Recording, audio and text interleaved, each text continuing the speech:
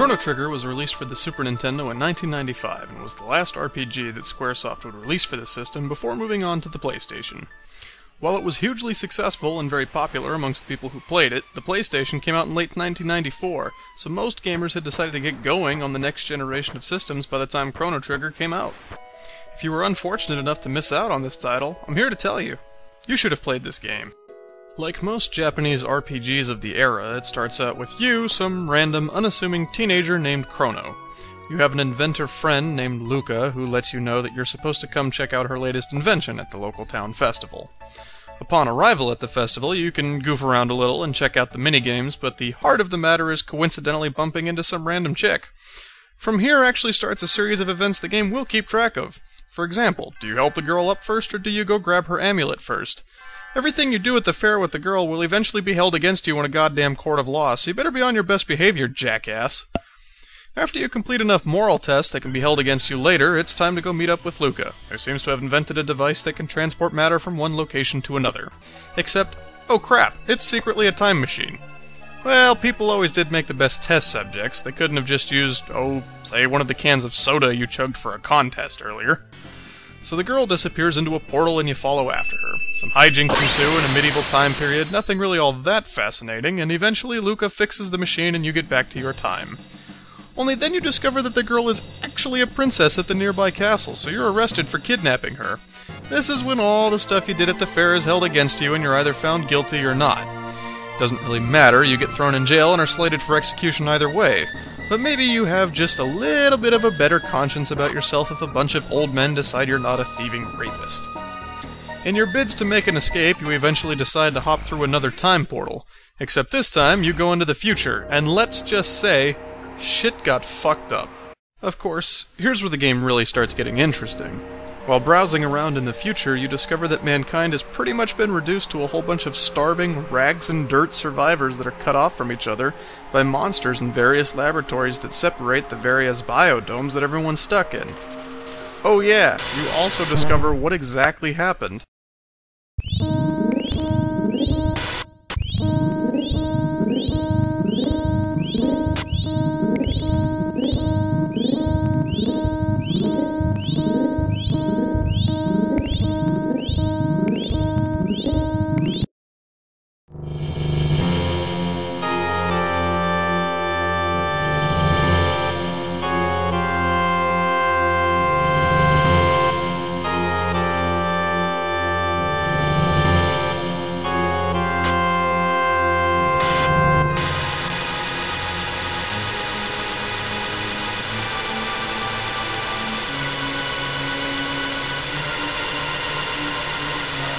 Yep, in 1999 AD, something called Lavos burst out from under the earth and royally fucked everyone's day.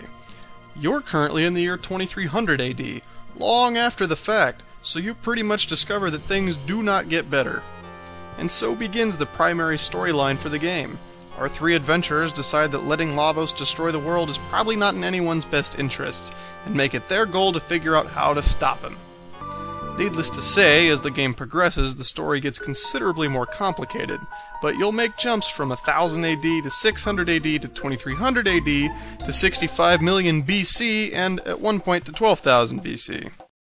Of course, what would an RPG be without a cast of characters to choose from for your party? You've already met the first two, so let's take a quick look at the others who join your party. There's Robo, who, in a shockingly ironic twist, is a robot.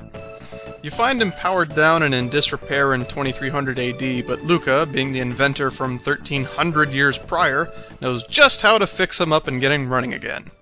There's also Frog. Give you a couple guesses what he is. Okay, so he's not just a frog, he's a knight that's been cursed in 600 AD by a powerful mage.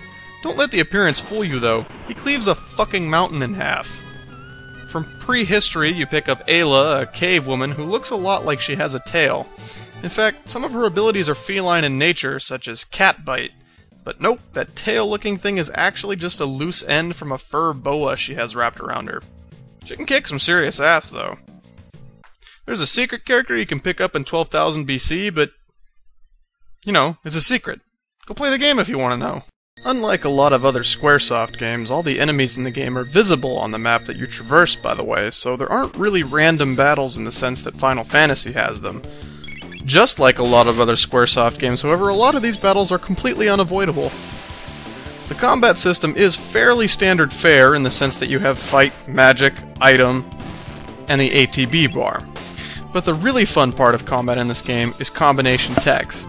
If you let 2 or 3 characters' ATB bars fill up, they can often combine their special moves together to perform one very powerful attack. As you progress through the game, you even learn some triple text that can really dish out the hurt. It's a very simple mechanic, but it's bizarrely fun to swap various characters in and out of the party and see what kind of dual techs you can make with them. The soundtrack, by the way, was composed by Yasunori Mitsuda, with a little help from Nobuo Uematsu, and like with most Squaresoft games, is phenomenal. I can't possibly show you all the tracks I think you should hear, but seriously, just go look up the Chrono Trigger soundtrack and give it a listen. Yasunori Mitsuda also composed the soundtrack to Chrono Trigger's sequel, Chrono Cross, for the PlayStation, and to this day, I still think Chrono Cross has one of the best soundtracks, if not some of the best music I've ever heard. Chrono Trigger was really the last great RPG to come out for the Super Nintendo, and allowed the heyday of the Japanese RPG to go out with a bang. The storyline is truly an epic one, and it's overall a very entertaining game to play through. If you haven't had the chance, go grab yourself a copy and enjoy some good old-fashioned Super Nintendo RPG fun. That's all for this episode of Games You Should Have Played. As always, thanks for watching.